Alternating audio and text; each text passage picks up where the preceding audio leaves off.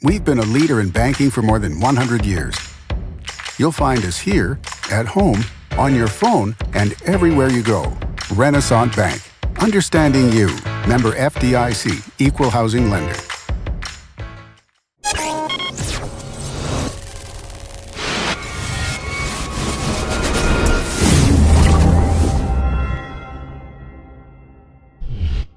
Sponsored by Renaissance Bank. Good morning and welcome to Daily Journal Newsbreak for Wednesday, February 28th. I'm your host, Chris Kiefer, and we're going to take a look at the top news and sports stories from Northeast Mississippi. But first, let's start with your weather forecast. Today we're looking at a 90% chance of rain with a high of 69 and a low of 57. Looking ahead at your 3-day outlook Thursday, more rain, that's a 100% chance, the high of 60 and a low of 39. And then Sunday, the next 2 days, Friday, high of 59 and a low of 35, and Saturday, high of 62, low of 37. Let's take a look now at today's top headlines. Legislation to replace the Mississippi Adequate Education Program passed the Senate Education Committee on Tuesday. The legislation now goes to the full Senate for consideration. It faces a March 7th deadline to be voted on. The proposal passed the House earlier this session in a slightly different form. The bill is being called the Mississippi Uniform Per Student Funding Formula Act. It ultimately calls for less state funds for local school districts. The proposal would provide $108 million more for local school districts when fully enacted in 8 years than was provided this year under the current formula. However, that level of increase would be less than the level of inflation. Also, the current formula is underfunded by $213 million this year. Senate Education Chair Gray Tollison said the new formula is more student-centered and easier to understand. The new proposal will start with a base student cost of $4,800. It will provide a certain amount of additional money for various categories of students, such as poor students, gifted students, English as second language learners, and special needs students. An add-on also will be provided for high school students. Mississippi schools will be able to arm teachers who have special training under legislation that passed the Senate Judiciary A Committee on Tuesday. Meanwhile, universities and secondary schools will be able to ban all guns at sporting events. In the wake of last week's Florida school shooting that killed 17, the Senate committee amended a controversial House bill. That change would allow districts to arm teachers and other staff at their discretion.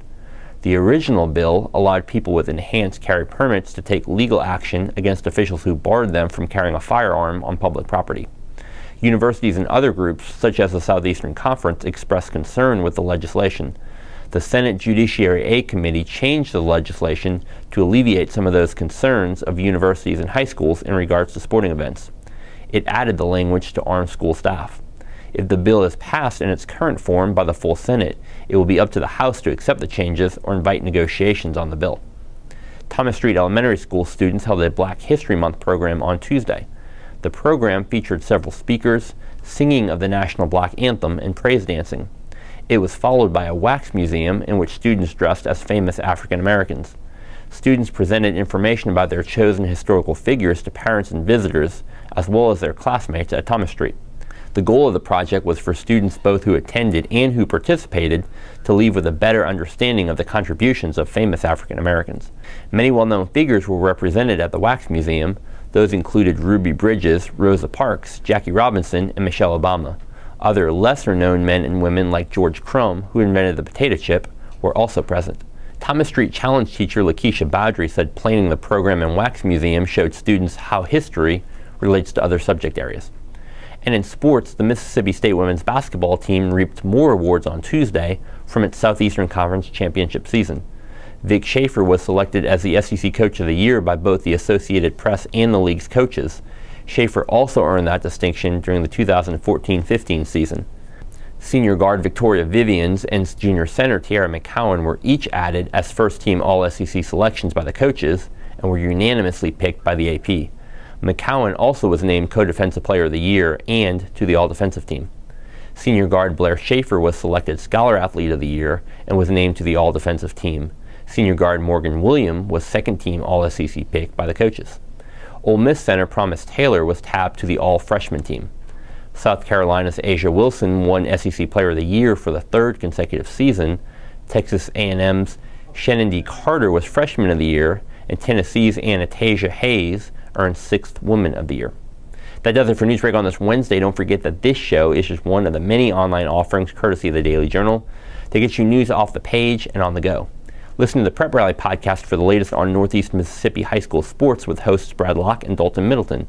Look for a new episode today in Apple Podcasts, Google Play, or at preprally.djournal.com.